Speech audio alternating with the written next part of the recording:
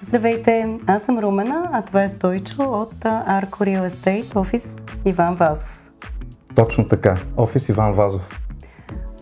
Тъй като до сега направихме 3 епизода на нашия подкаст, в който ви показвахме интензивно имоти, този път решихме да покажем само един имот, който е много интересен, но да поговорим малко за качествата на брокера, който вие бихте избрали, и за нашия екип.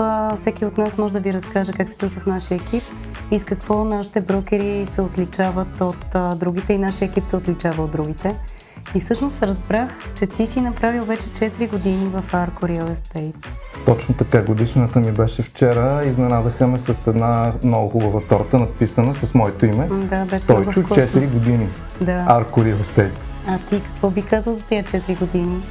Какво ти се върти в главата? Руми, 4 години всъщност е едно начало за мене, което всъщност е нещото, което бих искал да правя от сега нататъка.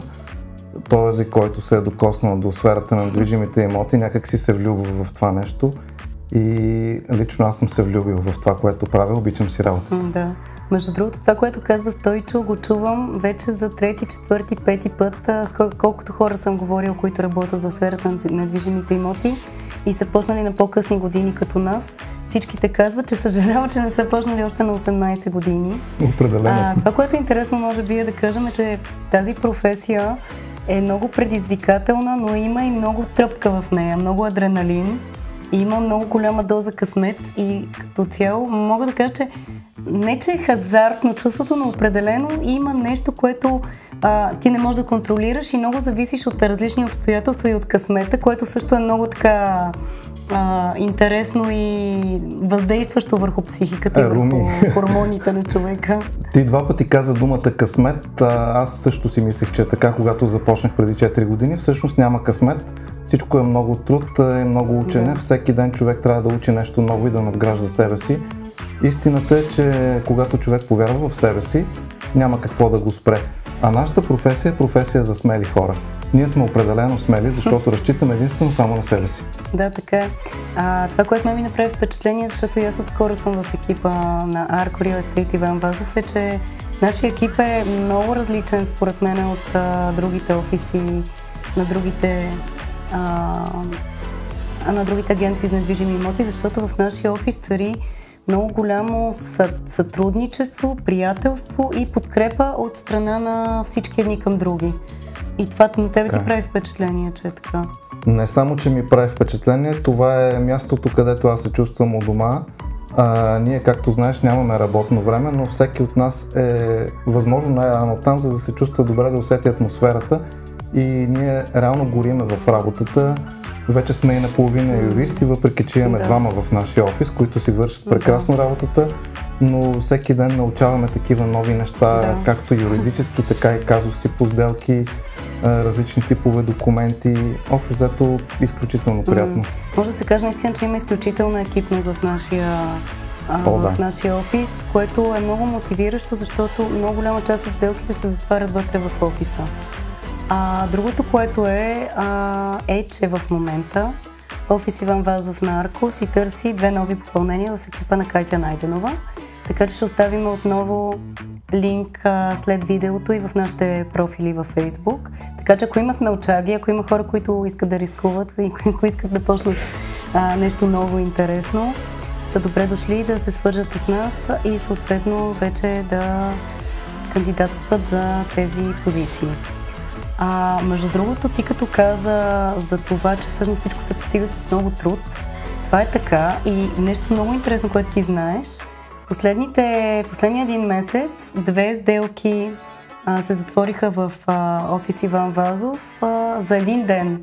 Това бяха Светла Стоянова, която за един ден успя да продаде един доста интересен апартамент между Дианабад и Студентски град.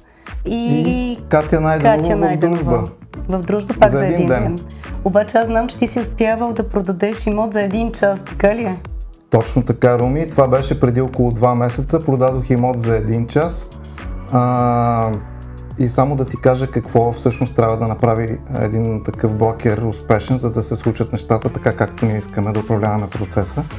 всъщност трябва да определим правилно цената на самия имот и след това да направим достатъчно добра и ясна реклама. Стратегията и маркетинга е много важно. Как да достигнем до точните хора всъщност. Точно не до така. много хора, а до точните хора. До точните хора. Да, и между другото това е нещо също, върху което много се работи в нашия екип. Имаме и маркетингов специалист, както и ние самите, както каза вече, половин юристи, половин маркетолози. Ма не само, аз съм и продуцент и кинематограф. Да, той е продуцент. Много неща. Той е видеооператор, фотограф. На него дължим много голяма част от хубавите снимки и видеа в агенцията. И тъй като обещах днес да представим един много атрактивен имот, става дума за една къща в Нови Искър с невероятната цена от 280 000 евро, която е на шпаковка и замазка с 4 спални, доста просторен хол с кухненски бокс 28 квадрата, с прекрасен равен двор. Даже човека вчера ходихме да видим къща, засаждаше тревичка. Ти я видя на живо? Аз я видях на живо, да. Има ограда, която е с бетонна основа и с много красива отковано желязо. Къщата е невероятна, страхотен имот. Вече ще почваме скоро да правим огледи, така че също може да последвате линка. Тогава представяме и тази къща със сигурност. Да, сега ще покажем и снимки. Сега ще покажем снимки и ще дадем повече информация. Това беше всичко от нас. Очаквайте само детайли за къщата в Нови Искър. До скоро! Арко Real Estate офис Иван Вазов предлага за продажба просторна новофамилна къща в Нови Искър, квартал Корило. Това е имот с изключително рядко срещано съотношение между качество, пространство и цена. Цената е 280 000 евро.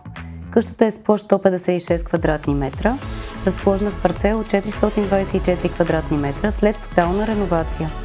Разпределението включва дневна с кухненски бокс, 4 спални, 2 бани с тоалетни и тераса с гледка. Имотът се продава на шпакловка и замазка с подово отопление и ограден двор с хубава ограда. Предложенията като това в района са все по-редки и това е една отлична възможност за спокоен живот с удобна връзка до града, близост до метростанции и градска инфраструктура.